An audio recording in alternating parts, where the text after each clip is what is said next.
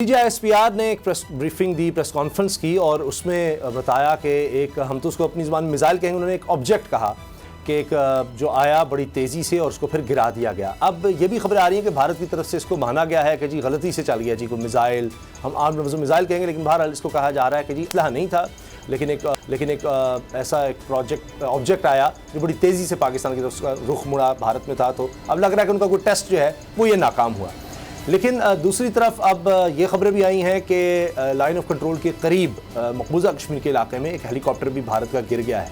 अब उसकी भी इन्वेस्टिगेशन करेंगे। अच्छा गुलाम रज़ा साहब, दो बड़ी अहम डेवलपमेंट हैं। एक तो ये जिस तरह से पाकिस्तान की प्रिपेयर्डनेस नज़र आ रही है, तैयारी नज़र आ रही है, और दोनों वाक़यात में हमें ये नज़र आ रहा है कि भारत को टेक्नोलॉजिकली कोई बड़ा मसला है, प्रिपेयर्डनेस में बड़ा मसला है, सलाहियत में। चाहे अभी हेलीकॉप्टर गिरने का पता नहीं, वो कुछ भी कह देंगे, पता नहीं क्या हो गया था, कोई कबूतर आके टकरा गया था, वो भी पाकिस्तान से आया होगा, कभी गुब्बारा आ जाता है, वो भी नहीं समझ आती। लेकिन ये मिसाइल उनका इस तरह से उसका रास्ता बदलना, ये होना, ये क्या इस पर तशवीश भी का भी इजहार करना चाहिए और पूरी दुनिया को इस पर देखना चाहिए कि तो पूरे खित्ते के लिए खतरनाक है कि उनका टेस्ट खराब हो रहा है तो कहीं भी जा रहा है मिसाइल।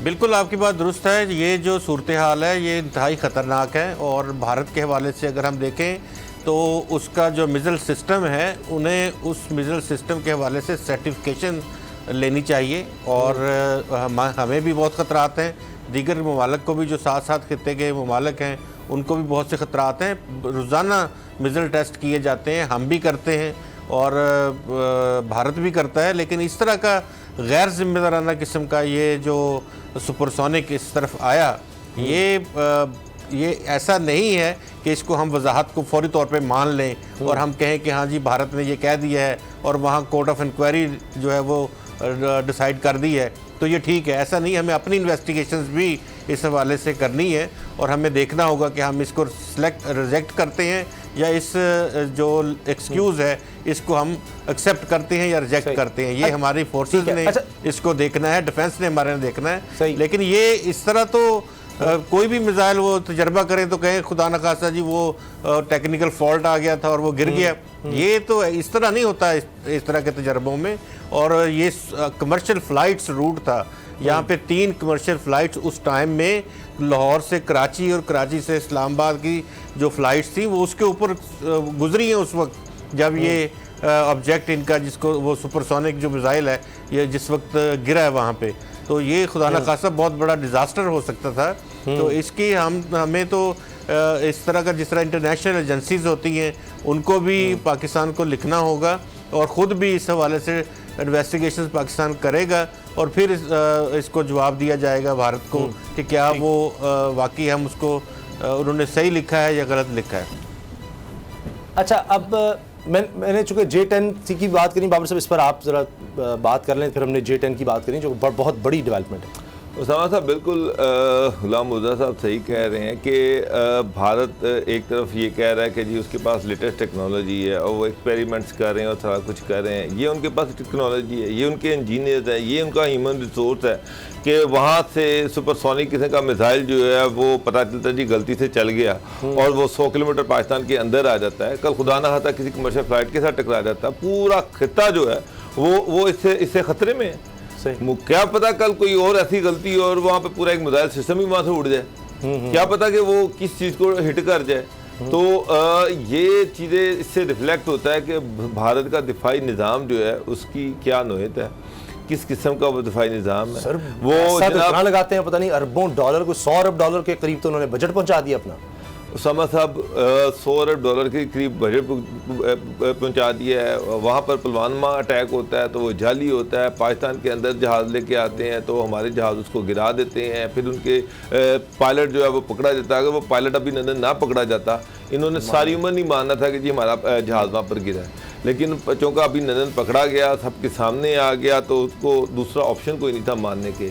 तो पता नहीं ये इस तरह के कितने वाक़ये होते हैं। मैंने कई दफ़ा देखा कि ये आज पहली दफ़ा नहीं हुआ ये सुपरसोनिक मिसाइल यहाँ पर आया है, बेतहाशा दफ़ा यहाँ पर जो इनके जासूसी के त्यारे हैं, जो मेलनेस त्यारे हैं, बेतहाशा मैंने यहाँ पर गिरते रहते हैं। कसूर में गिरे, मैंने खुद कसूर में देखा, सियालकोट में गिरा, बहुत सारे ड्रोन गिरते रहते हैं। और उसके बाद ये जानबूझ के ये इस तरह से किया जाता है अच्छा। और फिर टेस्ट किया जाता है, हमारे मिसाइल सिस्टम को टेस्ट किया जाता है, हमारी विजिलेंस को टेस्ट किया जाता है।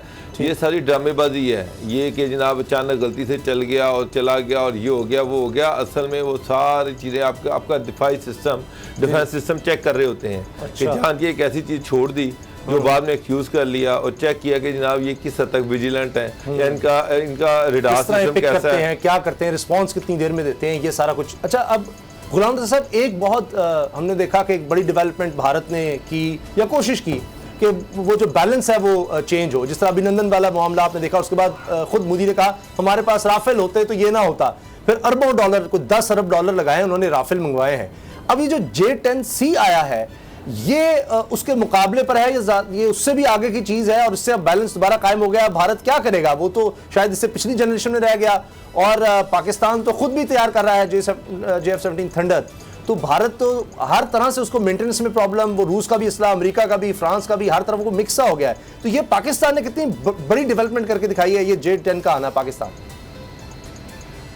अल्हम्दुलिल्लाह, इस हवाले से हम बड़े खुशकिस्मत हैं कि हमारा जो एयर फोर्स है और हमारी दीगर जो फोर्सेस हैं वो इंडिजिनस अब जो एमुनिशन है उसको तैयार करने की पोजीशन में है और कर रही हैं।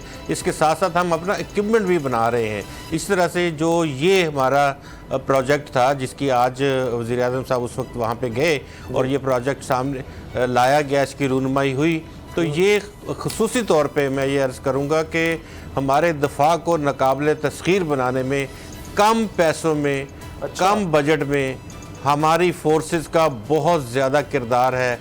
और ये पाक चाइना तावन भी है और उसके साथ साथ हमारी अपनी कोशिशें हैं। कौन चाहता है किसी भी, हम बाहर की पूरी दुनिया के डिफेंस सिस्टम को देखते हैं, कौन चाहता है कि वो खुद बनाए? लोग अपना जो ऑफिसर्स हैं बाहर की दुनिया में, वो कहते हैं बाहर से असला ख़रीदें, कमीशन मिलेगा।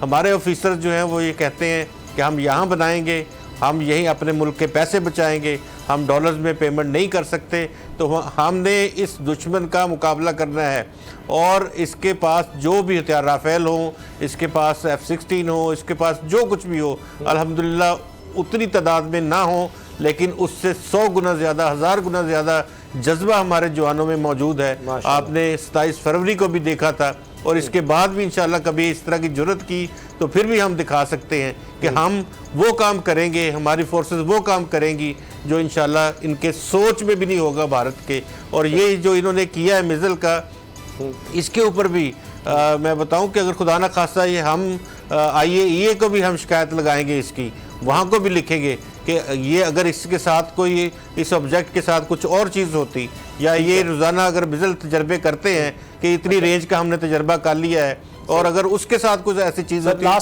फिर क्या हो सकता है? लास्ट मिनट पापू टुकुर साहब, ये पाकिस्तान ने नहले पर दहला या उससे भी बढ़कर कुछ काम करके दिखा दिया है। वो जो हमेशा बैलेंस इस तरह न्यूक्लियर पावर का था, पहले भारत ने वो काम शुरू किया, पाकिस्तान ने उससे भी अच्छी टेक्नोलॉजी, उससे भी सस्ता एटम बम बनाकर दिखा दिया, उससे भी आगे निकल गया। ये वही काम हुआ आज।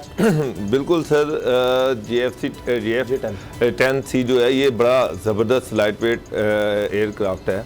आप देखिए कि इंडिया इससे पहले मिग तैयारी इस्तेमाल कर रहा था, रशियन मेड मिग तैयारी इस्तेमाल कर रहा था, अब उन्होंने फ्रांस से तैयारी ली हैं, लेकिन खुद वो इस तरह के जेट तैयारी नहीं बना सका। तेजा बनाते हैं लेकिन उसका कोई खरीदार नहीं मिलता, खरीदार को नहीं मिलता और वो कामयाब नहीं है। समझ आपकी मार्केट में डिमांड है और ये आप सिंगल JF-17 हमारे कितने इस वक्त तो आप समझे नाइजीरिया से लेकर हर तरफ सर है, बिक रहे हैं। और देखिए ना इस कीमत में इस तरह के जहाज दुनिया में कहीं और अवेलेबल नहीं है। यहाँ अगर आप यूरोप के पास जाते हैं तो बड़े बड़े महंगे जहाज हैं जो अफोर्ड ही नहीं किए जा सकते। आप एक सस्ता और बेहतरीन आपने बनाया जहाज, अच्छा डिसीजन पाकिस्तान ने बड़ा बर्फ लिया है। तो जनाब इंशाल्लाह आप देखेंगे इसी तरह से हमारी जो दिफाई सलाहियत है इंशाल्लाह आने वाले दिनों में और मजबूत होगी। सब्सक्राइब करें और बेल दबाएं ताकि कोई खबर रह न जाए।